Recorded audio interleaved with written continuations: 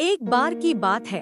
एक छोटे से गांव में एक गरीब किसान रामू और उसकी पत्नी गीता रहते थे।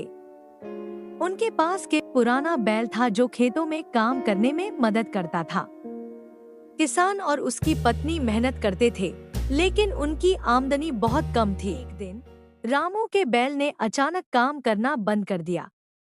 रामू और गीता ने उसे बहुत कोशिश की, लेकिन बैल ने कोई प्रतिक्रिया नहीं दी। परेशान होकर रामू ने गांव के एक प्रसिद्ध चिकित्सक से मदद मांगी। बैल की जांच की और कहा कि सुनो भाई, बैल को विशेष इलाज की जरूरत है, लेकिन इलाज बहुत ही महंगा होगा। और किसान की जेब में उतना पैसा नहीं था। रामू ने घर लौटकर सोचा कि अब क्या होगा, इलाज की जरूरत है, पैसा नहीं है हम लोग के पास, कुछ सोचो। उसने अपनी पत्नी से सलाह ली और दोनों ने मिलकर फैसला किया कि वे अपना घर बेच देंगे। गीता ने भी सोचा कि उनके पास जो भी कुछ है उसे बेचने का विचार किया, लेकिन रामू को इसका विचार सही नहीं लगा। उसने सोचा कि एक और प्रयास किया जाए, फिर देखा जाए। वह गांव के सबसे अमीर व्यक्ति ठाकुर साहब के पास गया और अपनी समस्या बताई। ठाकुर साहब, मेरे बैल का तबीयत बहुत खराब है, कृपया कुछ पैसे की मदद करें हमारी। ठाकुर साहब ने रामू की बात सुनी और कहा, तुम्हारे बात सुनकर यह पता लगता है कि तुम्हारे बैल के बहुत ही खराब हालत हो गया है, लेकिन तुम्हारे बैल के इलाज के लिए पैसे नहीं है। अगर तुम एक सौदा कर सको तो तुम्हारा मदद कर सकता हूँ।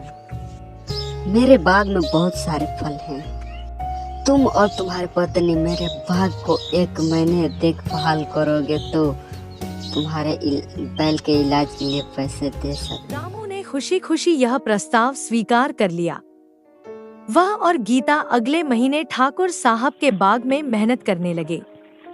उन्होंने बाग की देखभाल की, फल को सही से संजोया और बाग को हर रोज सुंदर बनाया।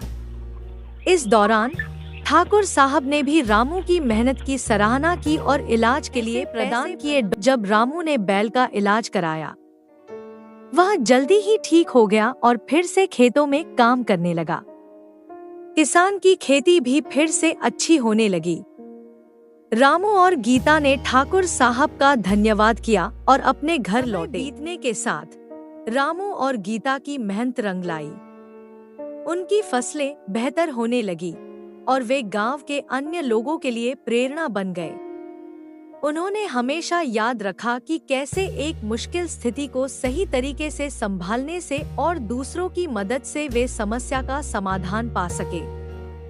इस कहानी से हमें यह सीखने को मिलता है कि कठिनाइयों का सामना करते समय धैर्य और समझदारी से काम लेना चाहिए। कभी-कभी दूसरों की मदद से और मेहनत के बल पर हम अपने सपनों को पूरा कर सकते हैं।